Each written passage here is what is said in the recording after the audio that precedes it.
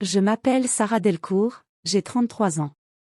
Dimanche dernier, ma belle-mère a fait glisser une enveloppe Kraft sur la table du dîner, a regardé mon mari, et a dit « Je pense que tu dois voir ça ».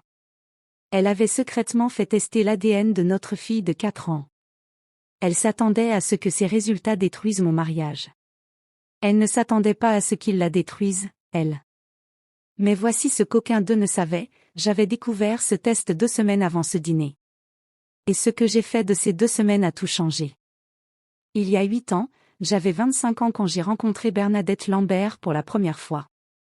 Julien et moi sortions ensemble depuis 4 mois.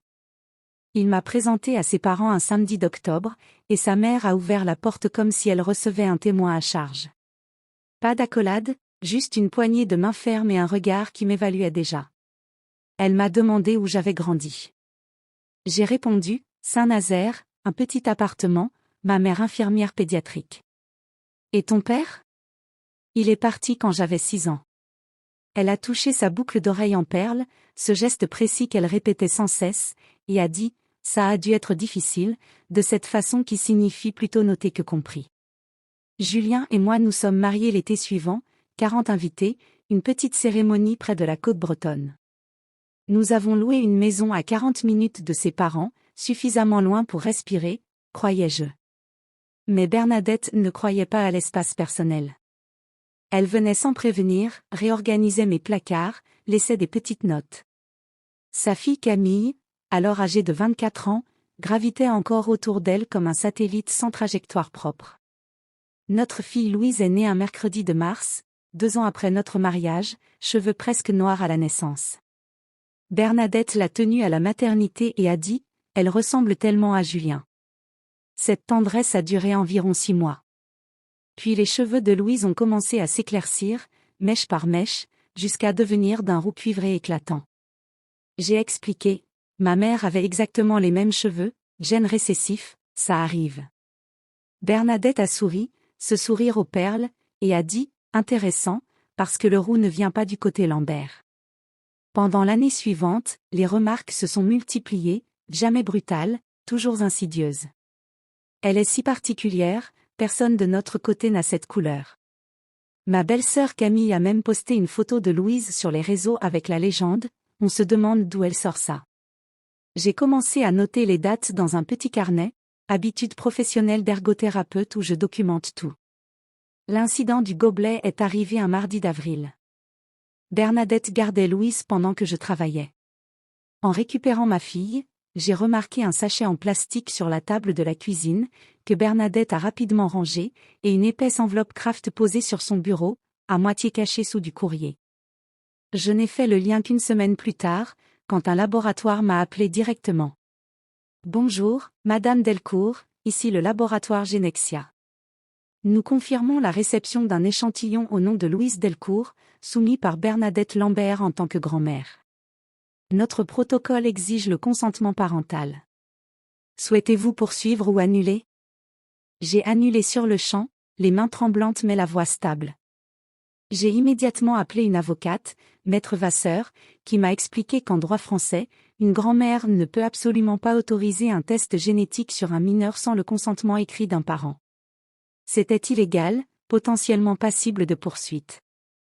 Elle m'a conseillé une chose essentielle, ne rien dire à Julien tout de suite, ne pas confronter Bernadette, la laisser jouer sa carte jusqu'au bout.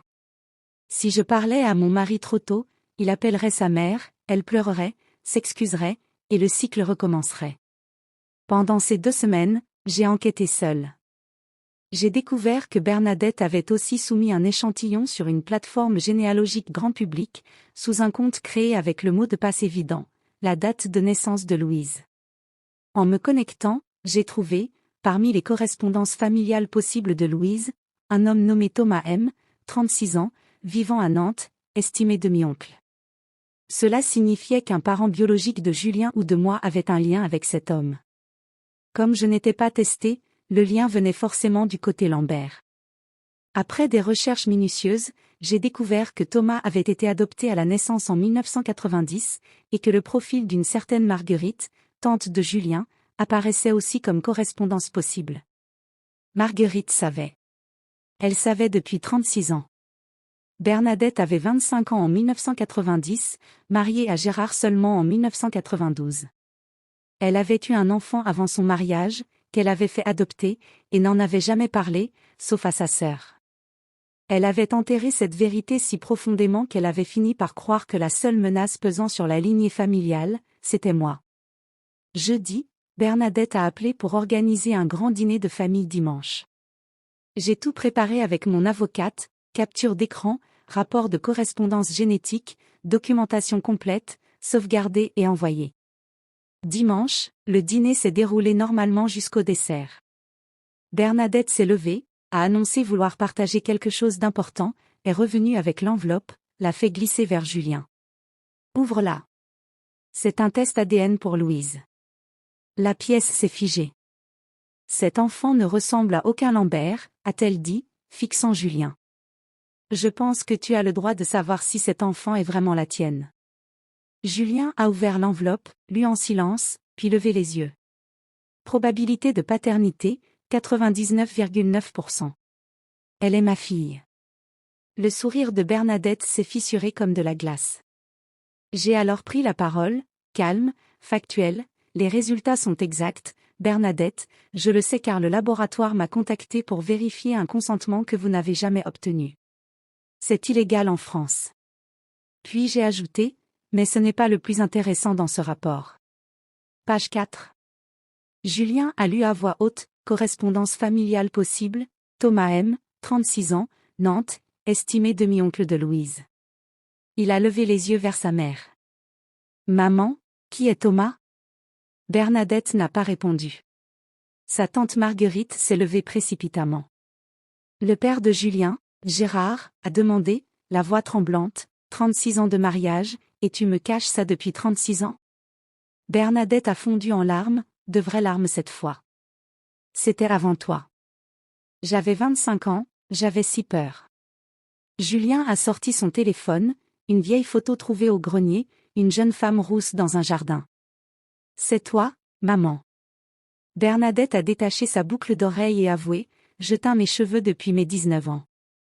Le roux qu'elle prétendait étranger à la famille coulait dans ses veines depuis toujours. La famille s'est dispersée ce soir-là, chacun dans un silence différent. Dans les mois qui ont suivi, Gérard a demandé du temps, s'est installé chez son frère, a consulté un thérapeute. Julien a retrouvé Thomas, son demi-frère, professeur d'histoire à Nantes, et ils se sont rencontrés en personne, ont pleuré ensemble.